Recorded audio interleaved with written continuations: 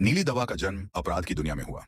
एक शख्स ने स्ट्रॉ से नीला पाउडर खींचकर धातु की ट्रे में रखा और अपने आदमियों को आदेश दिया कि किसी अजनबी को पकड़कर यह दवा उसे जबरन दी जाए।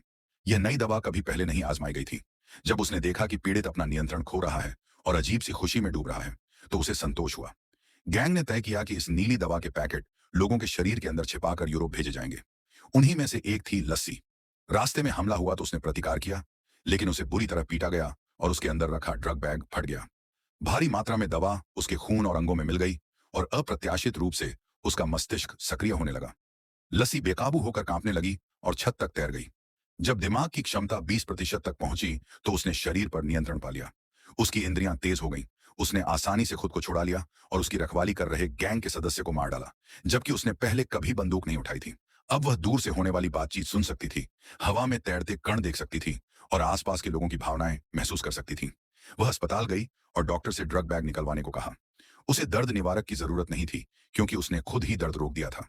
जब उसे पता चला कि उसके पास केवल 24 घंटे का जीवन बचा है, तो उसने अपनी मां को फोन करके बचपन की यादें साझा की और माता पिता को धन्यवाद दिया। बैग निकलवाने के बाद उसने गैंग के बॉस को ढूंढ निकाला।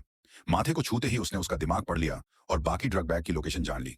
जब उसका दिमाग 30% तक पहुंचा, तो वह विद्युत क्षेत्रों को नियंत्रित कर सकती थी।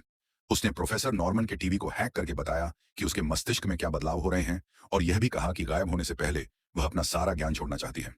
यूरोप जाते विमान में लस्सी का शरीर गायब होने लगा। खुद को बचाने के लिए उसने और नीली दवाएं ली। जागने पर उसका दिमाग 50% तक पहुंच चुका था। अब वह सभी संकेत महसूस और नियंत्रित कर सकती थी। लोगों के मन तक को काबू कर सकती थी। उसने एक ही चाल में 10 से ज्यादा पुलिसकर्मियों को गिरा दिया। प्रोफेसर नॉर्मन की लैब में लस्सी ने दिखाया कि वह पदार्थ बदल सकती है। वैज्ञानिक हैरान थे। फिर अपनी पूरी क्षमता खोलने के लिए उसने सारी नीली दवा एक बार में ले ली।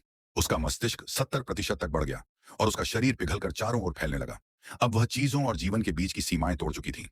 अधिक ऊर्जा लेने के बाद उसे समय और स्थान को नियंत्रित करने की शक्ति मिल गई। हाथ के इशारे से वह किसी भी समय, किसी भी जगह जा सकती थी।